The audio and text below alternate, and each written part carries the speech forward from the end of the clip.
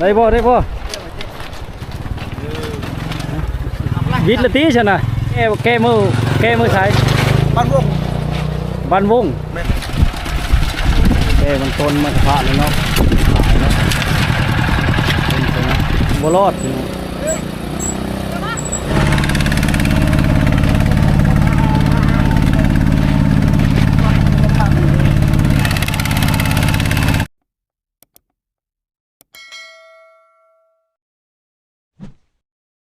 รับสวัสดีพี่น้องบงป่ายมาทุกคนเนาะสวัสดีย่ำชายพี่น้องทุกคนเนาะวันนี้พาพี่น้องมาติดตามท่องเที่ยวเนาะเขตชนบทพี่น้องแกงอะล่องที่เป็นแหล่งท่องเที่ยวเมืองนอกเนาะทางพี่น้องชมวิวธรรมชาติเขตเมืองนอกเนาะไปเป็นชมต้นสลายเนาะเขตนี้เนาะ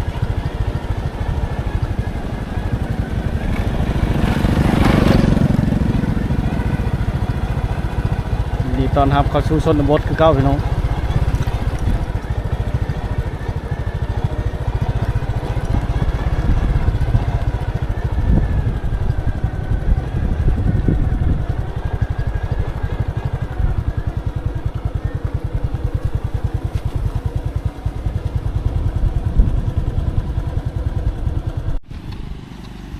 ทางลงแกงกระล่องทุกคนเนาะน้องคามมาแต่บ้านแกงกระล่องเนาะหลายมือบ้านมีย่างขึ้นมาเนาะที่มันมาท่องเที่ยวเลยบ้านอาล่องเนาะผ่านขัวรถใหญ่10,000 กีบเนาะ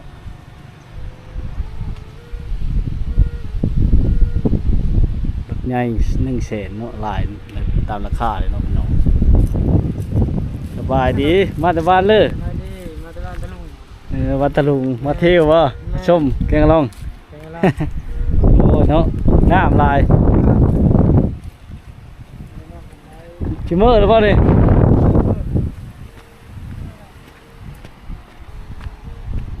ย่ำค่ำๆเนาะ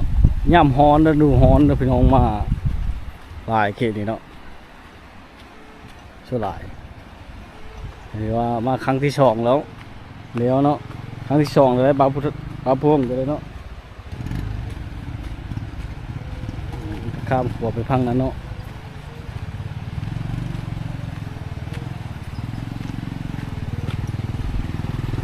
เมื่อไรเนาะบนทางกับมาในฤดูฝนนี่ก็สบายอยู่ได้ทุกคนเลยรถจักรตัวใหญ่เนาะมาสบายเนาะถ้าในฤดูฝนนี่โอ้ยากเนาะมาในฤดูแล้งนี่จะสะดวกสบายเนาะมายามถึงทิ้นแกงอะล่องมาเนี่ยมาพอดีซ้ำพี่น้องทุกคนเนาะโอ้คนข้ามจากกันไม้ไล่เนาะทั้งพื้นนี่จะใส่ดอกไม้หลายๆเนาะ4 หมู่บ้านเนาะมันสร้างขึ้นเนี่ย4 หมู่บ้านพี่น้องทุกคน200 กว่าเมตรเนาะ270 280นี่แหละเนาะความยาวความกว้างนี่ประมาณ2.50 เมตรเนาะรถใหญ่ไปได้ทุกคนเลยทัวร์เลยเนาะการทำมากินของพี่น้องทำมาแกงล่องเนาะจักขึ้นเลยเดี๋ยวไปติดตามส่งกันไปพี่น้องโอ้วิวงามขนาดทุกคนรถใหญ่รถจักรเนาะไปได้สบายนี่พี่น้องแล้วชีหมู่บ้านเนาะสร้างขึ้นว่าเนาะมันจะเก็บค่าธรรมเนียมเนาะฮอดอันตกฤดูฝนเดือน6หรือว่าอย่างเนาะน้ำมาลายนี่ในเซลนองเนาะมันจะไปเนาะขัวเนาะถือว่าทุกปีทุกปีจะได้สร้างไม้ตลอดเนาะฮอดในฤดูแล้งเพิ่นจะสร้างเนาะถือวิวงามขนาดพี่น้องวิวสวยงามทักหลายเนาะติดนี่คือซีเมนต์บ้านแกงล่องเนาะเอาพวงก็มาครั้งที่เนาะ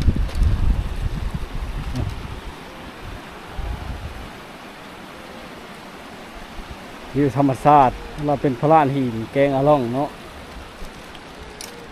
คนมาหาอยู่หากินทุกคนชาวบ้านเนาะคนมาหาอยู่หากินทางนี้เนาะอำนาจเนาะ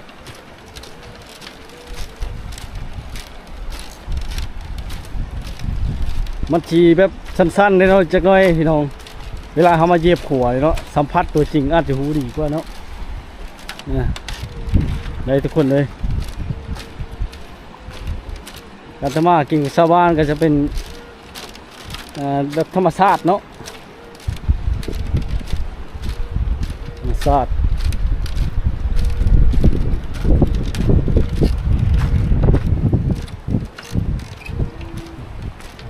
ทุกคน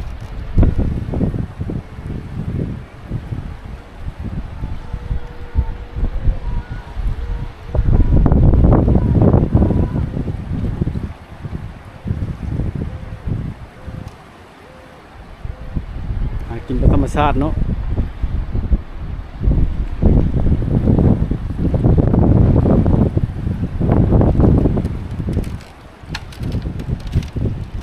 มันนี่ก็ล่มหนาวๆได้จังน้อยเนาะน้ำจะเป็นมันจะเป็นฟองเนาะเป็นเพิ่มมาเนาะมันเซละน้องน้ำ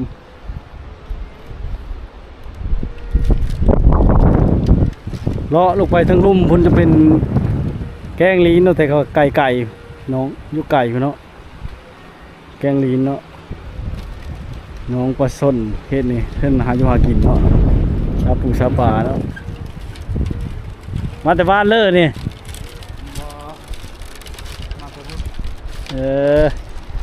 มาเลาะดินแกงล่องนี่บ่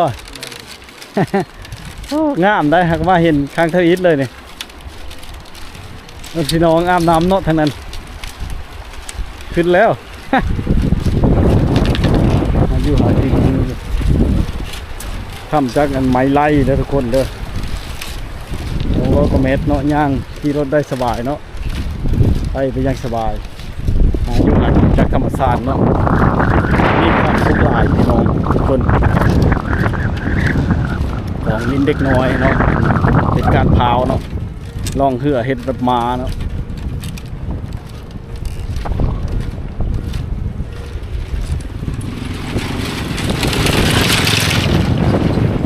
ที่ไปได้สบายไปไว้เลยขึ้นถนัดเลยเนาะ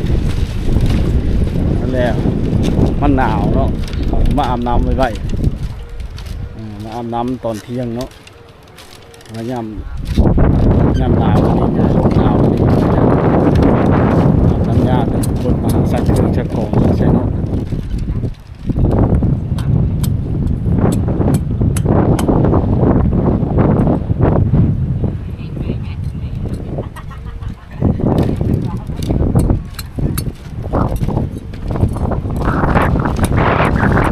ลมแห้งเนาะคนฟ้าเนี่ย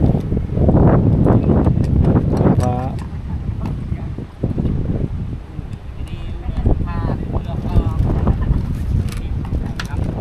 กูบ้าว่าน้ำพอชดผู้ชายมาน้ำเนาะเอาเข้าไปทั้งเลิกเข้าไปชอนนะเนาะหากิน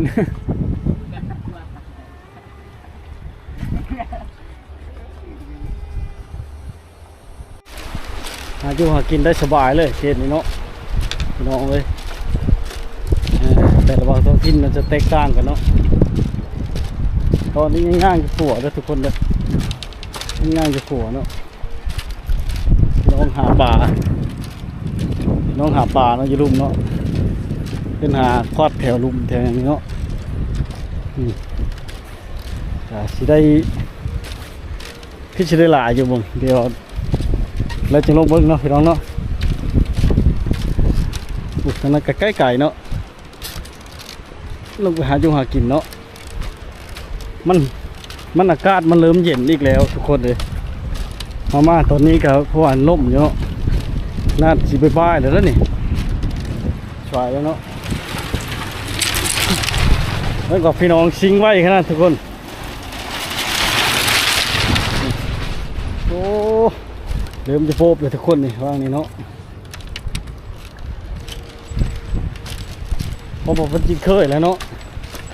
โอ้แก้เครื่องพร้อมทั้งนั้นทุกคนมาแล้วพวกแก้เครื่องมาเลย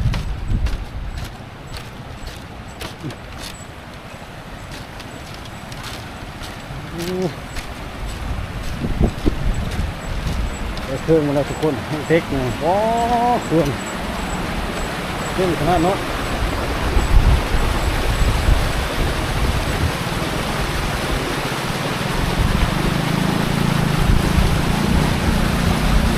เล่นขนาดเต็มเลย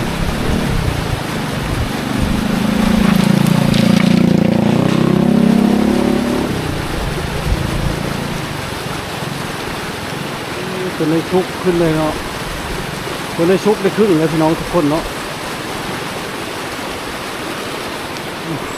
ไปบ่ได้ใช่ไหมไม่ได้เลยโอ้แกจะเต็มรถพี่น้องทุกคนเนาะได้ปะ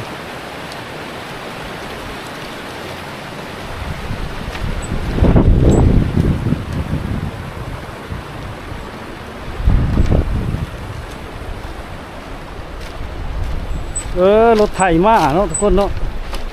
คนเล็กเนาะอยู่ช่วยกันได้ปะวิทย์ละตีฉันนะวิทย์ละตีฉันนี่วิทย์แล้วอ๋อเต็มคันรถแก้ไปแต่เมืองฟุตบอลเนี่ยช่วยไม่ได้เก่งอะไรเนาะแก้มือบ้านเลยนี่ว่าแก้มือใช้บ้านวงไม่เลยเลยโอ้เธอไก่เธอเนาะแก้แต่เมืองค่ารถนะเนาะเอาเป็นรถที่ถอยค่ารถไทยตั้งเท่าไรกิโลคนเอ้ยรถไถแก้เครื่องมาแต่พังนะเนาะทั้งบ้านแกงล่องบ้านวงเนาะหลายหมู่บ้านอยู่เลยคนเลยไกลเจ้าบอกไปบ้านวงนะไกลเจ้าบ้านหลอกบ้านเฮาไว้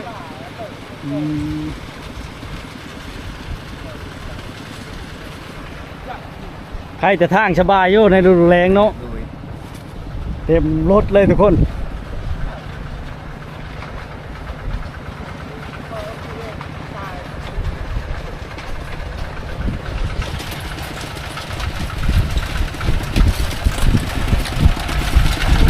มันต้นมันผ่านเลยเนาะขายเนาะ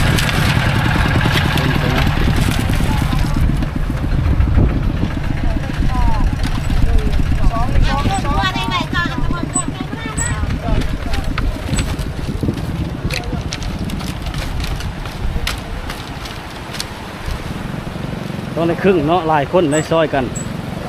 ได้เนาะมันบ่ครึ่งบ่รอด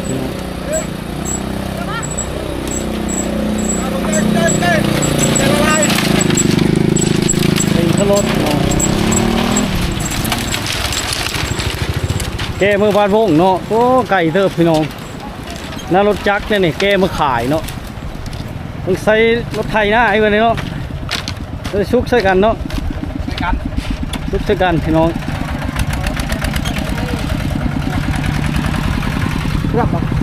หลายคนมาชุกใส่กันเนาะ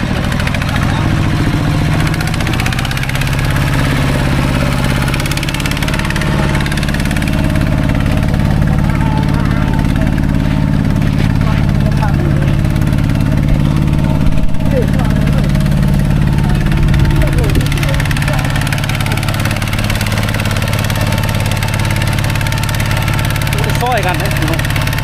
มันขึ้นเนาะคอยแห้งเนาะ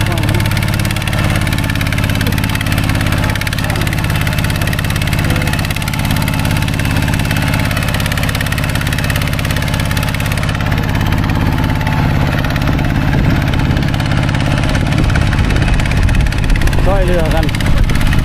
บริการบริวารกันเนาะ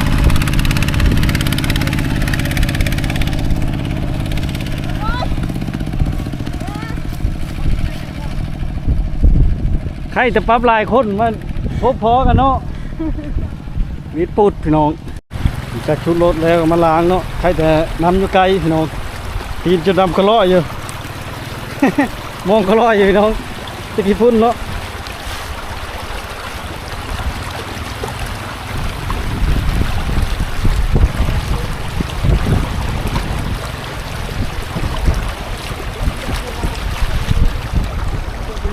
เมื่อเนาะ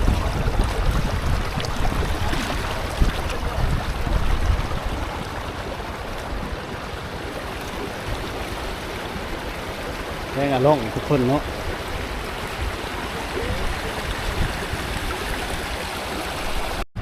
แบบหากันมาซ้อยกันบ่อยู่นี่ล่ะใครได้ร้อนนี่หลายคนมาซ้อยกันเนาะน้องวิทย์ปุ๊ดข้าวเดียวเนาะ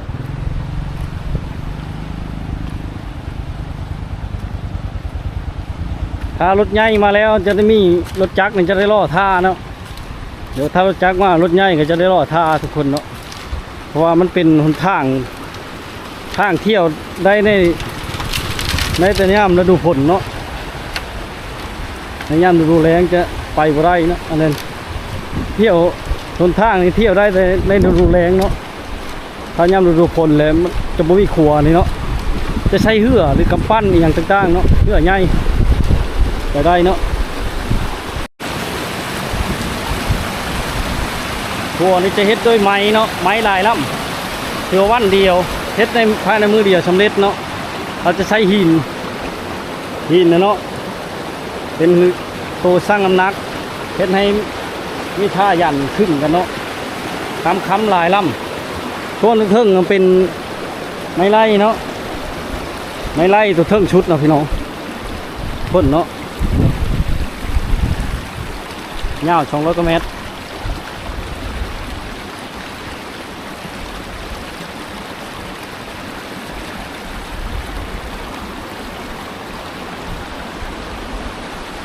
หลายผู้หลายคนเนาะมาหาอยู่หากินมาท่องมาเที่ยวได้น้องในเวลาว่างๆเนาะนี่แหละน้องเลยธรรมชาติที่เกิดขึ้นจากธรรมชาตินี่เนาะเบิ่งแล้วก็มีความสุขหลายเนาะ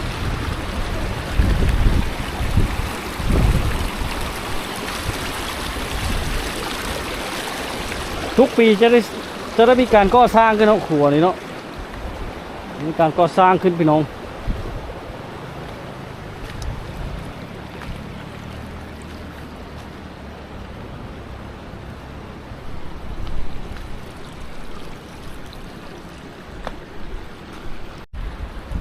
เอาการท่องเที่ยวแหล่งธรรมชาติเนาะของเมืองนอกมาเนี่ยมาให้พี่น้องมันติดตามรับชมเนาะคือว่าบรรยากาศเนี่ยโอ้คักลายพี่น้องทุกคนวันนี้ก็แดดเนาะก็ล่มหนาวคือเก่าเนาะ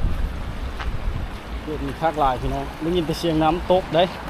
น้ำโตดเนาะมาอะไรก็ได้ความทุกข์เนาะทุกคนเนาะดับนึงเลยคือได้ความทุกข์เนาะจากธรรมชาติปลาเต้นบึ้นไปเนาะมาลิ้มน้ำเลยเนาะได้ยังว่า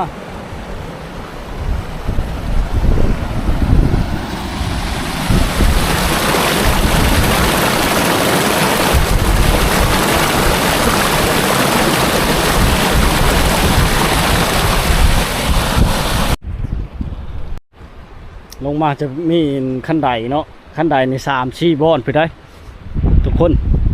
ขั้นใดใน3-4 บอนเนาะว่างนั้นกับบอน1เนาะนี่เป็นว่างที่2ที่3อยู่หันเนาะแล้วก็ลงทั้งที่4เนาะหลายบอนอยู่ทุกคนถือว่าเน้นหน้าทาวอนดีเนาะขัวเลยเนาะรถใหญ่ไต่ได้เนาะรถจักรไต่ได้รถมอเตอร์ไซค์เนาะ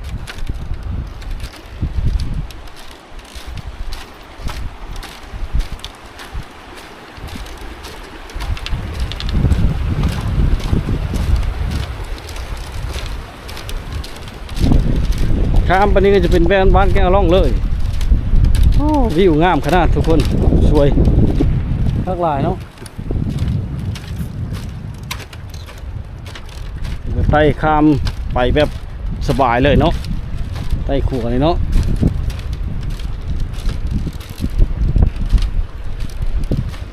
อันนี้กระจกหอยกันเนาะ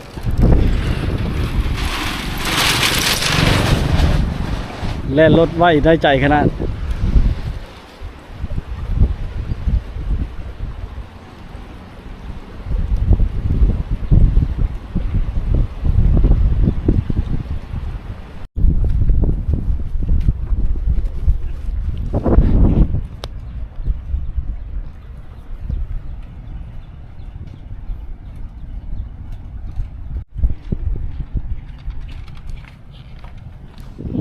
จากกันได้หอยได้ปลูกเลยเนาะมื้อได้ไปเนี่ยย่างมันได้ย่านก็ได้ไปเนี่ยมื้อได้พี่น้องหิวจนนักเนาะคอนมื้อนี่แหละพอได้อยู่ได้กินเนาะที่เขตชนบทอาบน้ำอาบในพอแล้วก็มื้อเลยนี่น้องเอ้ย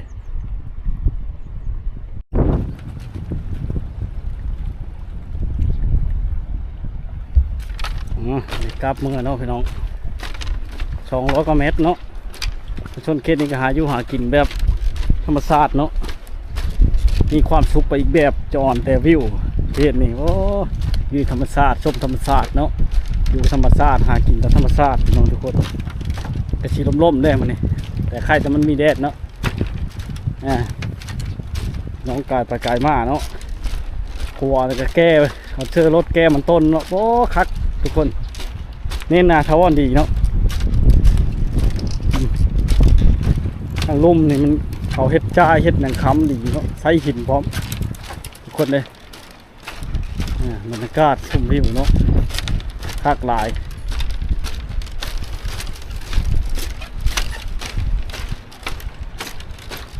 ถือว่าไปมาได้สะดวกในฤดูแล้งนะทุกคนไปมาสะดวกในฤดูแล้งเนาะถ้ายามฤดูฝนจะบริไตขัวแบบนี้เนาะแต่ว่าบ้านเมืองเขาก็มีการพัฒนาเนาะส่วนทางลุ่มพุ่นเนาะจะอันเพิ่งกำลังเอ็ดโคเนาะเอ็ดโคข้ามแม่น้ำเชลนองเนาะ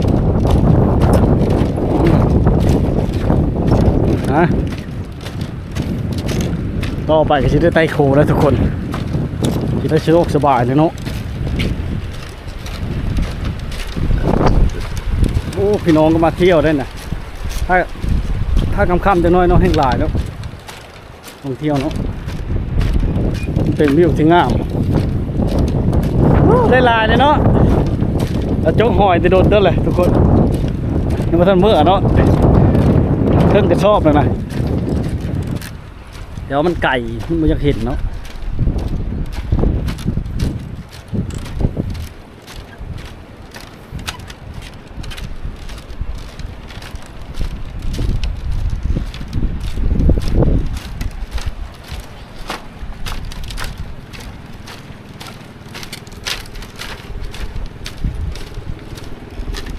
มาเที่ยวเนาะมาแต่บ้านเลย